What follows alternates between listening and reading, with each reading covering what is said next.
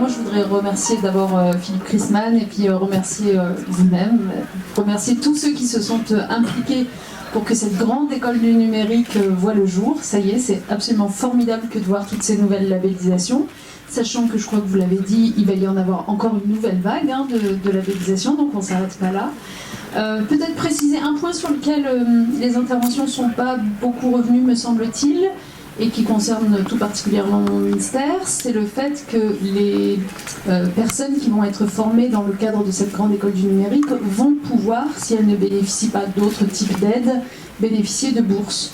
Que nous allons demander à notre réseau des œuvres universitaires, donc les CROUS, de verser un peu comme il le fait pour les étudiants, avec les mêmes critères sociaux que pour les étudiants. Donc ça, c'est vraiment une très bonne chose, et sans limite d'âge, donc ça correspond bien au public qui sera accueilli dans cette grande école du numérique, et on a provisionné d'ores et déjà un montant de 5 millions d'euros de mémoire. Eh ben, on peut qu'espérer avoir beaucoup d'entre vous qui viennent nous solliciter si vous n'êtes pas accompagnés par ailleurs. Donc un vrai plaisir. Un deuxième mot, toujours avec ma casquette de ministre de l'Enseignement supérieur, pour dire à l'IUT qui s'est exprimé tout à l'heure combien je suis fière de voir des IUT puis des universités aussi engagées dans cette démarche. Il y en a quelques-uns, quelques-unes. Je ne sais pas pourquoi vous avez dit que l'idéal serait d'en avoir 113, c'est tous quoi. D'accord. Pourquoi pas. Je pense qu'on n'y arrivera pas en un an, mais en tout cas, vous donnez un bon exemple. Et c'est vrai, vous avez ajouté quelque chose qui n'est pas anodin à mon avis. Vous avez ajouté que par ailleurs, vous développez en votre sein un DU création d'entreprise notamment. Et c'est ce que j'ai envie de voir dans le plus d'antennes universitaires possible, c'est-à-dire la possibilité de donner à la fois aux étudiants eux-mêmes, mais aussi à des jeunes, moins jeunes, qui ne suivaient pas d'études universitaires dans ces établissements, de revenir pour faire de la création d'entreprise, faire du numérique, dans des formations plus courtes, plus souples, plus adaptées.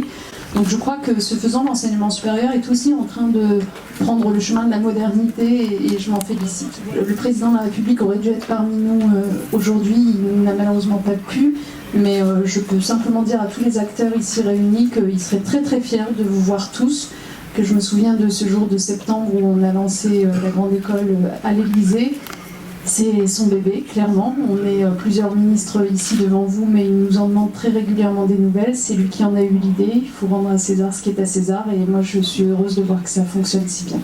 Je me souviens de... comment je vais dire ça, d'une négociation serrée avec Louis Schweitzer, commissaire général à l'investissement, qui mais qu'est-ce que vient faire le PIA jeunesse, bon. Écoutez, quand on voit ce que nous avons vu aujourd'hui, ce que nous constatons, ce choix-là de mettre 5 millions sur la table pour aider presque l'essentiel des 84 structures, merci à Gabriel de rien demander. Voilà, je vous remercie.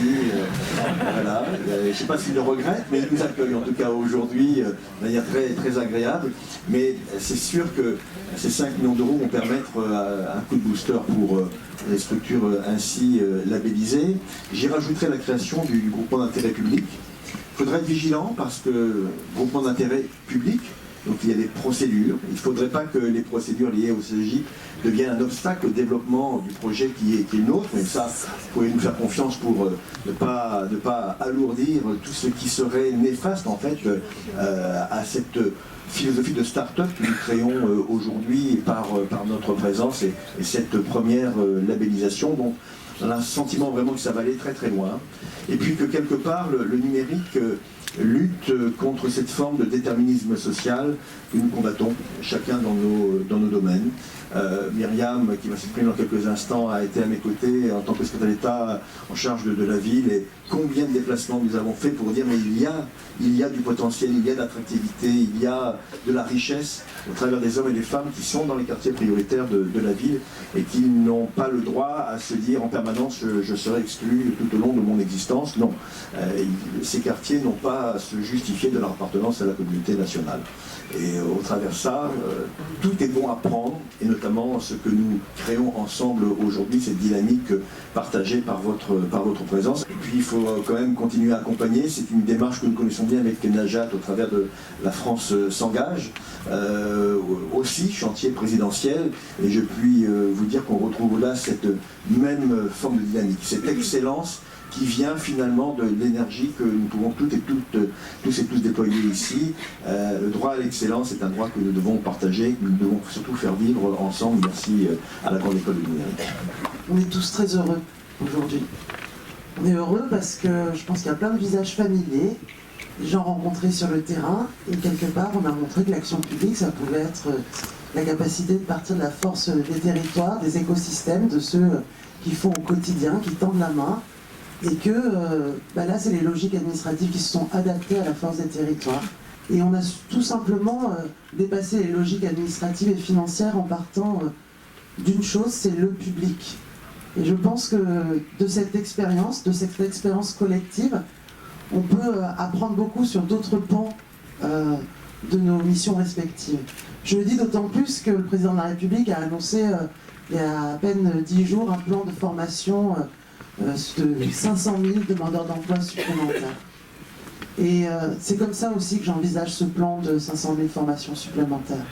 Et quel que soit le temps de la formation, finalement, parce que dans toutes les labellisations, on a des différentes, quelle que soit la pédagogie, parce qu'il y a aussi plein de pédagogies différentes. Et c'est ça qui est important, et c'est en cela que je dis que ça challenge aussi tous les acteurs sur le territoire, juste avec la force, la volonté, une porte ouverte et en même temps une reconnaissance de l'État.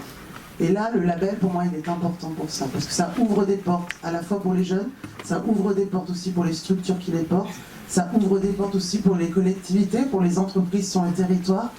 Et voilà, l'action publique a réussi à s'adapter au potentiel des territoires. Et rien que pour cela, pour moi, c'est quelque chose de déterminant aujourd'hui. Et cet écosystème, c'est nous tous ensemble, tout simplement parce qu'on a travaillé par objectif, et non pas par logique administrative. Notre objectif, c'était, d'ici 2017, il faut qu'il y ait 10 000 jeunes qui soient formés, quelle que soit la pédagogie, quels que soient les territoires. Avec bien sûr une volonté d'accentuer notamment sur des publics prioritaires. Je pense bien sûr aux jeunes issus des quartiers populaires, c'est déterminant. Je pense aussi aux femmes. Il y a l'obligation, je crois, qu'il y ait 30% de femmes dans chacun des projets. Donc à tous ceux qui ont été labellisés, n'oubliez pas cet objectif, il est aussi essentiel. Former ces jeunes, ça améliore notre économie, c'est important de le rappeler. Et ça permet de répondre aussi à des besoins d'emploi. Donc merci de le faire vivre sur le territoire le plus longtemps possible. Merci.